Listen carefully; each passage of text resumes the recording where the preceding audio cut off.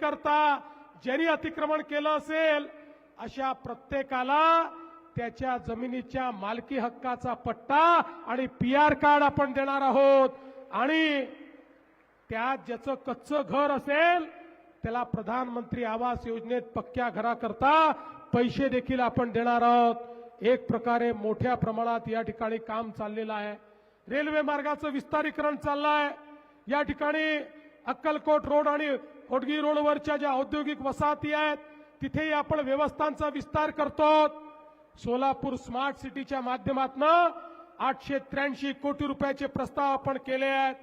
यामध्ये एनटीपीसीचं योगदान असेल 250 कोटीचं, नगरोत्थानचे 383 कोटी रुपये असतील। या सगळ्या माध्यमातून अनेक कामं या ठिकाणी आपण केली। पण मला आठवतं मी सोलापूरकरांना सांगितलं होतं बंद पाईपलाईननी तुमचं पाणी आणू, त्यावेळेस मान्यता दिली, काम सुरू केलं।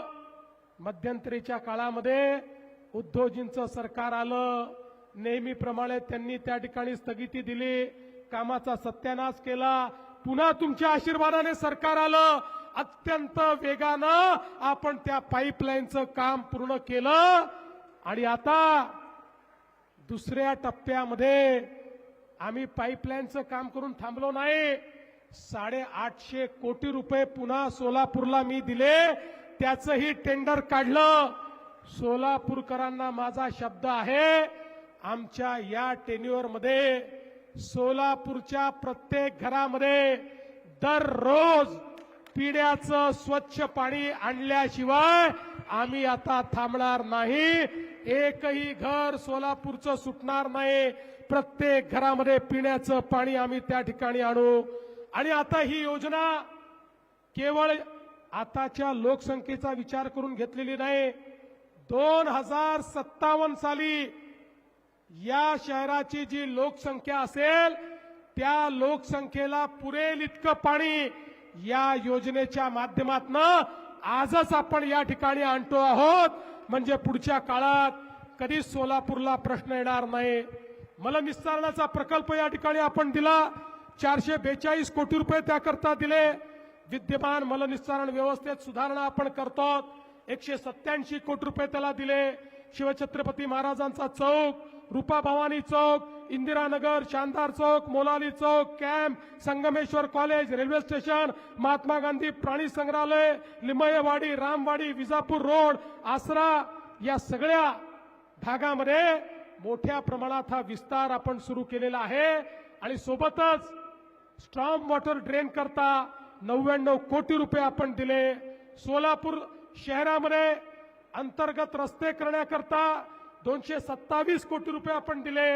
आणि त्यासोबत माननीय प्रधानमंत्र्यांनी आपल्या सोलापूरला 100 ई बसेस देखील दिलेल्या आहेत आणि त्याच्या चार्जिंग स्टेशनचं काम एका महिन्यामध्ये आपण या ठिकाणी पूर्ण करतो। आता या ठिकाणी इंदिरा गांधी स्टेडियमचं आधुनिकीकरण झालंय। मोठ्या प्रमाणात जुन्या चाळी ज्या आहेत या चाळींच्या पुनर्विकासाच्या संदर्भात आपल्याला कल्पना आहे, उद्धवजींच्या काळात काही चुकीचे निर्णय झाले, ते निर्णय देखील आम्ही या ठिकाणी बदलणार आहोत आणि त्यांच्याही विकासाला मोठ्या प्रमाणात चालना देण्याचं काम आम्ही करणार आहोत। आणि सगळ्यात महत्त्वाचं, आमच्या तरुणाईची इच्छा होती या सोलापूरमध्ये आयटीचा पार्क झाला पाहिजे। आयटी पार्ककडे वाटचाल सुरू झाली, जागा निश्चित झाली, जागा अलॉट करून त्या ठिकाणी एक आधुनिक आयटी पार्क तयार करून सोलापूरच्या तरुणांना याच सोलापूरमध्ये काम आपण मिळवून देणार आहोत। बंधू भगिनींनो, आपल्याला सोलापूरचं चित्र बदलायचं आहे। आम्ही काही केवळ कोणाला महापौर बनवण्याकरता, कोणाला नगरसेवक बनवण्याकरता या ठिकाणी निवडणुकीत उतरलेलो नाही। सामान्य माणसाच्या जीवनामध्ये परिवर्तन घडवण्याकरता या ठिकाणी उतरलो।